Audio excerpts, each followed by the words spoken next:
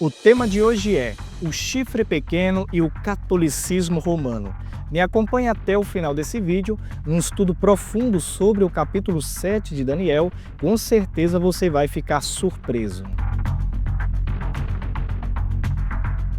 Antes de seguir, eu gostaria de dizer que se você perdeu o primeiro vídeo com o tema Símbolos da Profecia, eu recomendo que você assista primeiro o vídeo Símbolos da Profecia para então assistir esse aqui, porque vai facilitar demais a sua compreensão e a sua interpretação dos símbolos da profecia.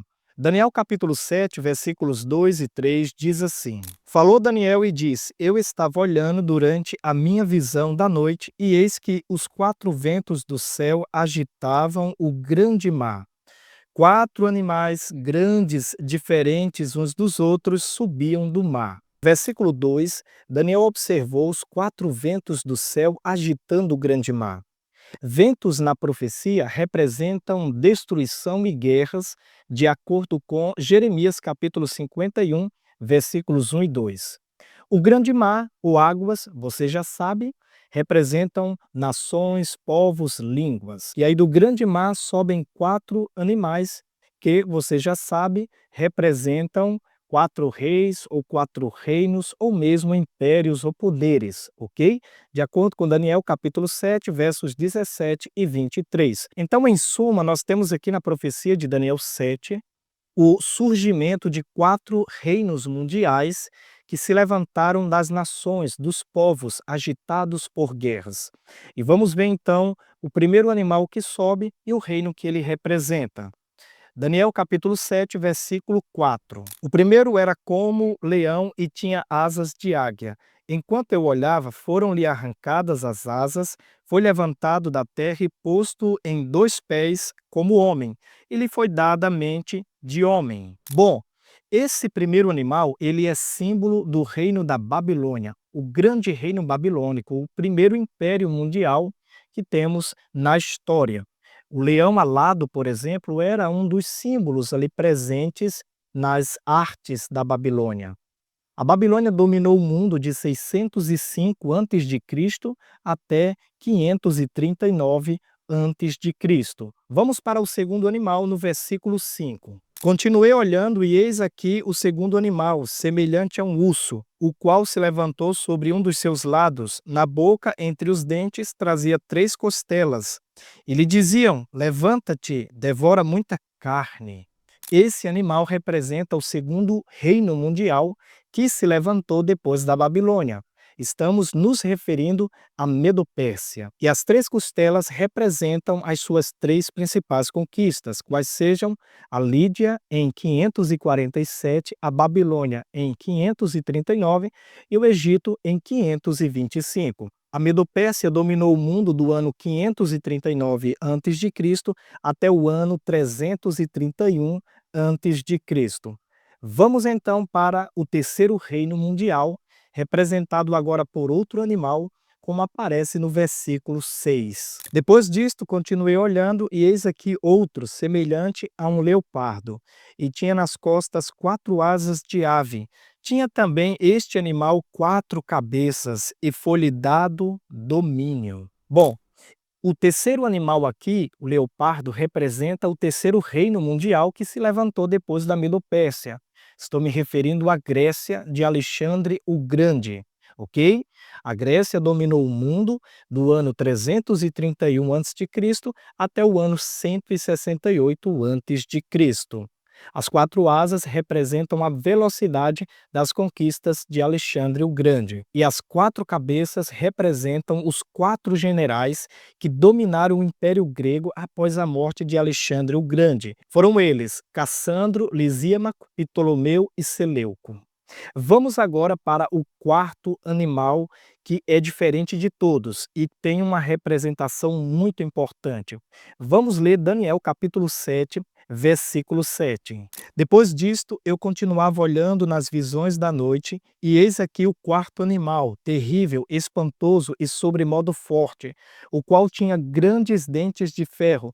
Ele devorava e fazia em pedaços, e pisava aos pés o que sobejava. Era diferente de todos os animais que apareceram antes dele, e tinha 10 chifres. Esse animal representa o quarto reino mundial, que se levantou depois da Grécia. Se você conhece um pouquinho de história, você vai saber que aqui é uma representação do grande Império Romano que sucedeu o Império Grego. Roma dominou o mundo do ano 168 a.C.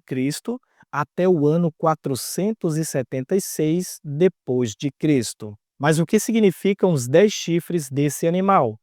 Os 10 chifres, de acordo com Daniel capítulo 7, verso 24, representam 10 reis ou reinos. Ou seja, os 10 chifres são reinos que surgiram a partir do Império Romano.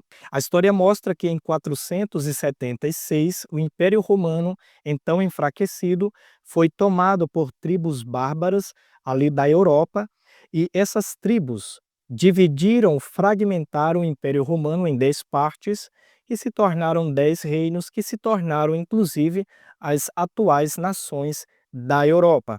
Nós temos, inclusive, os nomes originais dessas tribos e as nações correspondentes, como você pode ver nessa imagem. Bom, chegamos agora à parte mais importante desse vídeo. Se você não prestou atenção até aqui, você precisa parar e prestar bastante atenção, porque vamos tratar da figura mais terrível do capítulo 7 de Daniel, o chifre pequeno que sobe entre os 10 chifres do quarto animal, que você já sabe, que representa o Império de Roma, o Reino de Roma, o quarto reino mundial.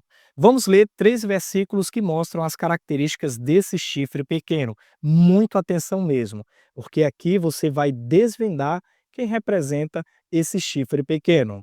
Daniel capítulo 7, versículo 8 diz: Estando eu a observar os chifres, eis que entre eles subiu outro pequeno, diante do qual 3 dos primeiros chifres foram arrancados. E eis que este chifre havia olhos, como de homens, e uma boca que falava com insolência. Vamos ler agora o versículo 21, porque aqui nós temos outra informação importante. Eu olhava e eis que este chifre fazia guerra contra os santos e prevalecia contra eles.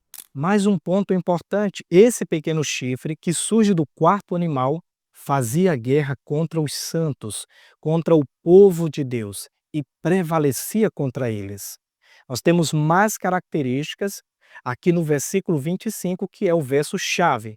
Me acompanhem. Proferirá palavras contra o Altíssimo, magoará os santos do Altíssimo e cuidará em mudar os tempos e a lei.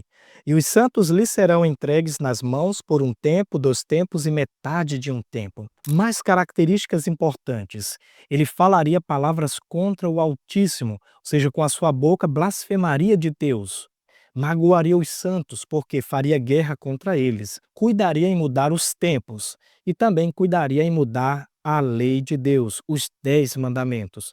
E só uma observação: esse chifre pequeno é a mesma besta que sobe do mar, lá em Apocalipse capítulo 13. Pode analisar as características. Diante de todas essas informações, quem representa o chifre pequeno? De acordo com o grande físico Isaac Newton, um dedicado estudioso das profecias de Daniel e Apocalipse, e do reformador Martinho Lutero, esse chifre pequeno representa Roma papal, ou seja, a Igreja Católica Romana.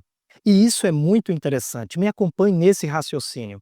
Em 476, o Império Romano se achava enfraquecido e também foi, a partir dali, fragmentado em 10 partes. Foram os 10 reis, os 10 chifres, os 10 reinos que deram origem às nações da Europa, ok? E aí, em 538, um novo poder assume o protagonismo em Roma, a Igreja Católica Romana, através do Papa Vigílio. A Igreja Católica passa a ter ali também, a partir dessa data, um poder político, que ela vai exercer até 1798. Se você somar de 538 até 1798, vai dar 1260 anos, que é o período representado em Daniel por um tempo, 2 tempos e metade de um tempo, que é 3 tempos e meio, que é o mesmo que 3 anos e meio, que é o mesmo que 42 meses, lá de Apocalipse 13, que é o mesmo que 1260 dias de perseguição à igreja de Deus, lá em Apocalipse 12, e que em profecia um dia vale um ano, então 1260 anos. Esse foi o longo período de supremacia da Igreja Católica Romana, de Roma Papal, conforme estava predito na profecia de Daniel, capítulo 7, verso 25, que, como disse, terminou em 1798, porque nessa data, por ordem de Napoleão Bonaparte, o general Berthier prendeu o Papa Pio VI e o levou para a prisão. E a partir dali teve fim a profecia de um tempo, 2 tempos e metade de um tempo, 1260 anos de supremacia da Igreja Católica. E agora eu gostaria que você prestasse bastante atenção a alguns pontos aqui do verso 25, porque eu vou provar pela história e pela Bíblia que a Igreja Católica Romana cumpre a característica do chifre pequeno. Vamos lá? De acordo com o verso 25, o chifre pequeno magoaria os santos do Altíssimo e faria guerra contra os santos por um tempo, 2 tempos e metade de um tempo, e você já sabe que na profecia representam 1260 anos, e começou em 538 depois de Cristo, se estendeu pela Idade Média e foi até 1798 com a prisão do Papa Pio VI. Durante esse período, a Igreja Católica, exercendo seu poder político, perseguiu, expropriou, torturou e matou nas fogueiras aqueles cristãos fiéis de Deus que a Igreja considerava hereges. Foi durante esse período também que foi criado um tribunal católico chamado de Santa Inquisição. Se você pesquisar isso aí na internet, você vai ter pesadelos à noite. Era um tribunal terrível, conduzido por padres jesuítas, que tinha a função de investigar, de punir com torturas e morte e perseguir cristãos fiéis que a Igreja considerava hereges. Foi dessa forma que o chifre pequeno, a Igreja Católica Romana, fez guerra contra os santos e prevaleceu contra eles durante esse período profético. Então, a Igreja Católica cumpre literalmente essa profecia de tempo e essa perseguição religiosa contra o povo de Deus no passado. O segundo ponto aqui do versículo 25 é que a Igreja mudaria os tempos. Grave isso, a Igreja mudaria os tempos. E, de fato, a Igreja Católica, através do Papa Gregório XIII, em 1582, mudou o calendário, que era lunar, o calendário juliano, para o calendário gregoriano baseado no Sol, que é esse que nós temos até hoje. E, com isso, subtraiu 10 dias do antigo calendário. Além disso, a Igreja Católica também mudou o tempo de descanso do sábado para o domingo. Outro ponto interessante do versículo 25 é que o chifre pequeno também mudaria a lei. E por incrível que pareça, a Igreja Católica Romana cumpre essa característica. Quando você analisa a segunda seção do Catecismo e vê ali a fórmula catequética, você percebe que a Igreja Católica Romana mudou os mandamentos da lei de Deus através do Catecismo. Mudou o primeiro mandamento, como você observa aí na imagem, excluiu o segundo mandamento, que proíbe a adoração de imagens, então não há na fórmula catequética, substituiu o quarto mandamento do sábado para o domingo. Veja que aí no catecismo está guardado domingos e dias de festa. E, além disso, dividiu o último mandamento, que é um só na lei de Deus, mas dividiu em 2 para manter o número de 10. Portanto, a Igreja Católica Romana cumpre literalmente a profecia de Daniel 7 como o chifre pequeno que se levantaria do antigo Império Romano, faria guerra contra os santos de Deus, o povo de Deus, mudaria os tempos e mudaria a lei. Esse foi o nosso tema de hoje. Nosso próximo tema será a Grande Babilônia e a união das igrejas. Você não pode perder. Se você gostou desse vídeo, curta e compartilhe para que mais pessoas tenham acesso a esse conhecimento. E até a próxima.